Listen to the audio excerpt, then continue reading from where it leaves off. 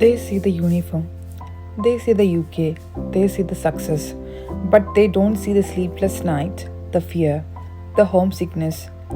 This is Scrubs and Struggles series, episode 1. The initial challenges faced in the UK as an international nurse from. ഇവിടുത്തെ കുറച്ച് കാര്യങ്ങളൊക്കെ ചോദിക്കാം. അപ്പൊ നമുക്ക് വീഡിയോയിലേക്ക് പോവാം.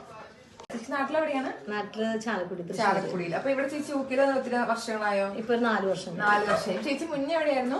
ഞാൻ യുഎയിലായിരുന്നു. അപ്പൊ ചേച്ചി ഞാൻ ജസ്റ്റ് ഒരു ന്യൂ പേജ് തുടങ്ങിയിട്ടുണ്ട് നഴ്സസ് റിലേറ്റഡ് ആയിട്ടുള്ള കുറച്ച് ഇൻഫർമേഷൻസ്. അപ്പൊ അതിന്റെ ഭാഗമായിട്ടാണ് ഒരു വീഡിയോ എടുക്കുന്നത്.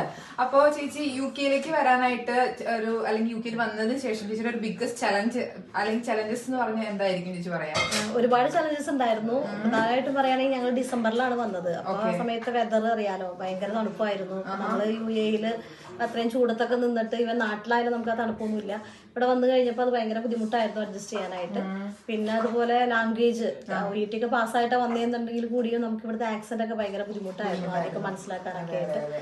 പിന്നെ ഞങ്ങൾ വന്ന സമയത്ത് ഒരുപാട് നഴ്സസ് ഇവിടെ യുകെയിലേക്ക് വന്ന സമയമാണ്. അപ്പൊ വീട് കിട്ടാനും ഒക്കെ ബുദ്ധിമുട്ടായിരുന്നു.